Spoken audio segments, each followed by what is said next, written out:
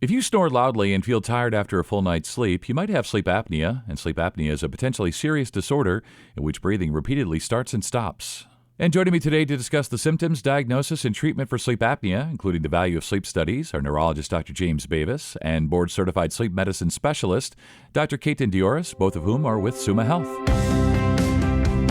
This is Healthy Vitals, a podcast from Summa Health. I'm Scott Webb.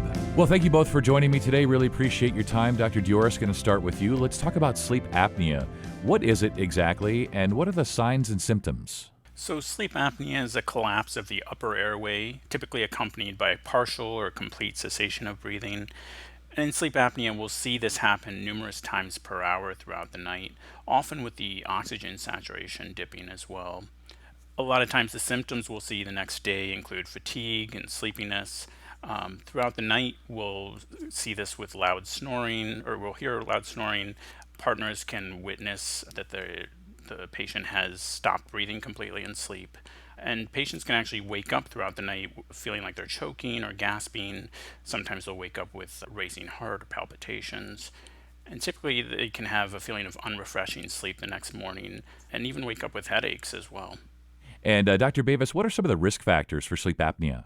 Many of the risk factors for sleep apnea are uncontrollable, like just being a man over 50 actually is a risk factor. Weight is a major risk factor if you're overweight, in particular if you have a bigger belly, or if you're a man and you have a neck that's greater than 17 inches. In women, usually it's greater than 16 inches in circumference. That'll make you at greater risk for having sleep apnea. It's often highly associated with hypertension and heart disease and patients with strokes. So often we'll find sleep apnea in people with those histories. In younger people, often if there's already some upper airway problems like enlarged tonsils or enlarged adenoids, that will also make the person more likely to close off their airway while they're sleeping. Back to you, Dr. Deoras. What are the treatment options? Because it seems like something that really needs to be treated. So what are the treatment options for sleep apnea? Well, as Dr. Bavis mentioned, weight plays a big role in sleep apnea. So if someone is overweight, we typically start by advising them to work on weight loss because that will improve the sleep apnea. For most people, their sleep apnea gets worse when they sleep on their back. So a lot of times we'll also advise sleeping on their side or stomach, what's known as positional therapy. In terms of the modalities of treatment, the most commonly started treatment and what's considered the gold standard first line one is CPAP, which stands for continuous positive airway pressure. We're basically forcing air down the throat to stent it open so that it can't close up throughout the night.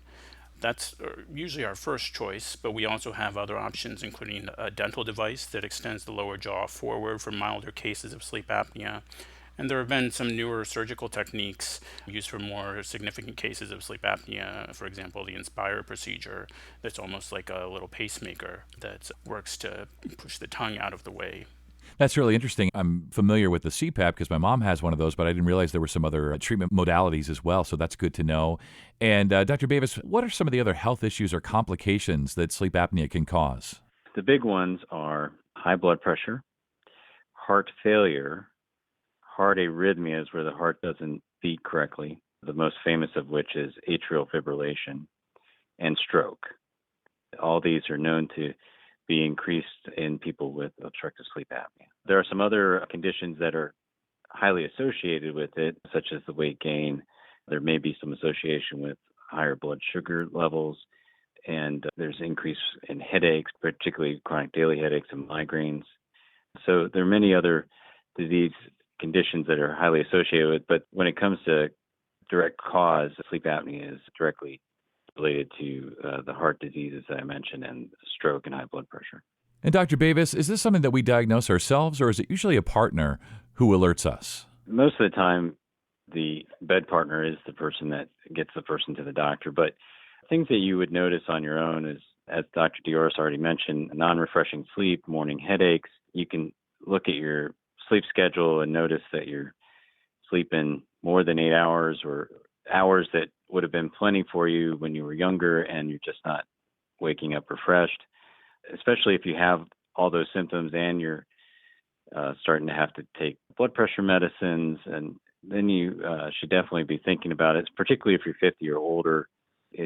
You're at a high risk when you have non-refreshing sleep and high blood pressure and starting to get weight gain, that you're at high risk of having sleep apnea. So you could diagnose yourself, although the vast majority of other people notice that they're stopping breathing, and that's how they end up seeing the sleep specialist. So, Dr. Deoras, when we come back to you now, let's talk about sleep studies and how these things are diagnosed and then ultimately treated. What kinds of sleep studies are there? So there's two primary types of sleep studies. One is the home sleep study, which is performed at a patient's home in their own bed. And then the other is when they spend the night in a sleep lab, or what's called a polysomnogram. The polysomnogram is still considered, the kind of gold standard, most accurate. The home study initially was really meant to confirm cases in which you suspected sleep apnea. There was a really high suspicion for it, and you just basically needed confirmation. Nowadays, sometimes insurance will dictate in part two which study a patient can have performed. And Dr. Bavis, what can somebody expect when they do the overnight sleep study in terms of just the checking in, getting comfortable? What's that experience like for patients? Generally, patients who are getting an overnight study in the sleep lab, they go to the sleep lab a couple hours before they're actually going to go to sleep. Like anytime you go to a doctor's office, there's sometimes some forms to fill out and that usual rigmarole that you get when you go to a medical office. But then what's done is they put some wires on the head and face. These are used to determine what state of sleep the person's in. Are they awake? Are they in light sleep? Are they in deep sleep? And then they have monitors that go in the nose that monitor the breathing and monitor the airflow to see if the airflow is cutting off during sleep, which would indicate they have sleep apnea. It's not uncomfortable, but there's little straps across the chest and across the belly. These are to monitor the movements of the chest and belly when you have an event where you're not breathing well, to figure out, is this because of an obstructive sleep apnea event where the airway is closed off, or is there some other type of event that's causing the airway to no longer have airflow through it.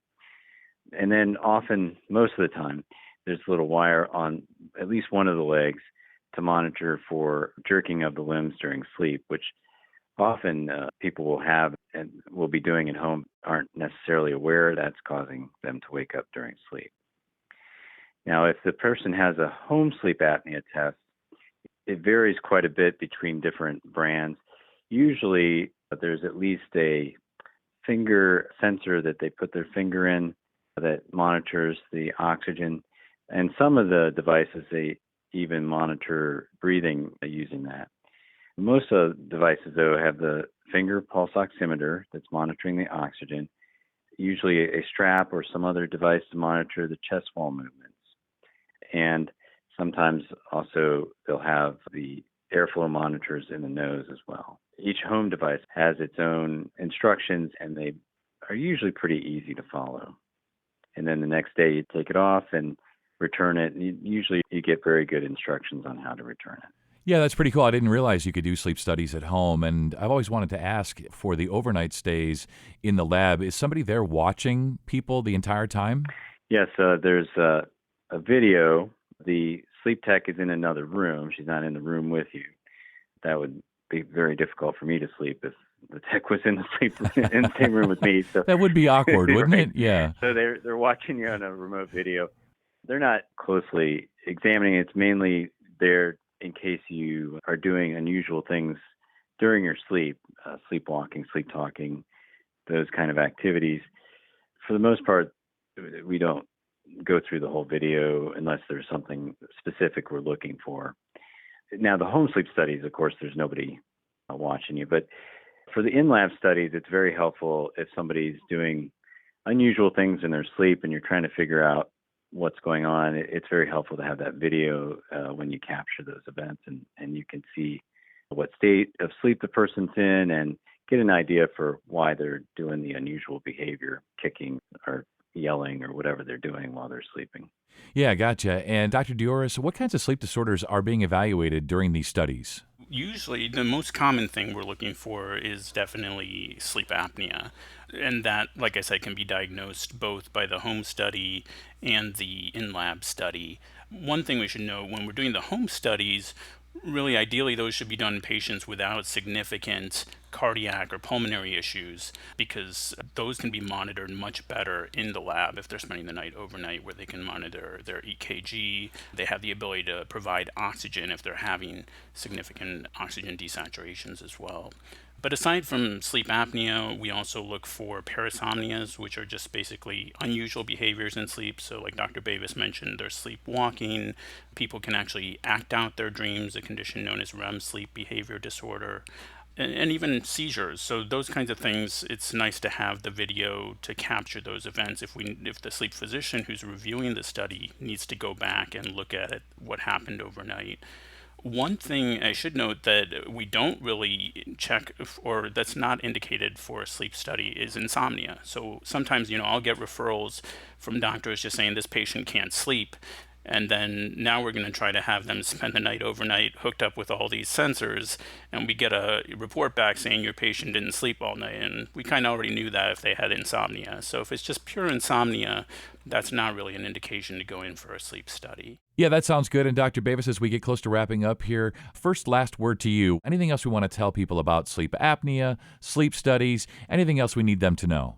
The sleep apnea is very important. It is now closely linked with these bad heart diseases and the strokes. And it's similar to treating high blood pressure and cholesterol, in that treating the sleep apnea will, in fact, prevent strokes and heart disease. The main difference, at least this is what I tell my patients, is that you actually will feel better at the end of the process, because you'll actually get better sleep and feel more refreshed the next morning, which you can't always say about the cholesterol medicines and the blood pressure medicine. So it's a little bit of more of a process than taking a pill, but it's worth it in the end, because in the end you feel more refreshed and are sharper mentally the next day once you get treated. And Dr. Deoras, last word to you. Anything else? A lot of the sleep apnea out there has never really been evaluated, and people, like you mentioned earlier, just think, I snore, or I'm just tired for other reasons. And so we're really trying to get the word out that, no, there could actually be a sleep disorder going on here, making you feel that way. And there are treatments that can make you feel much better. So if you're having any difficulty with sleep or symptoms the next morning or the next day, make sure to see a sleep doctor or have a physician order a sleep study, or at least evaluate for that, because we just know right now a lot of sleep apnea has gone undiagnosed.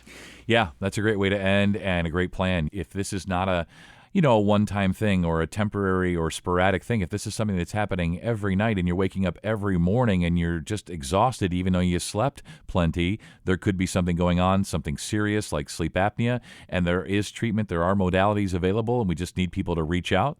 So, gentlemen, great to have you both on today, and you both stay well. Thank you so much. Thank you. Thank you very much.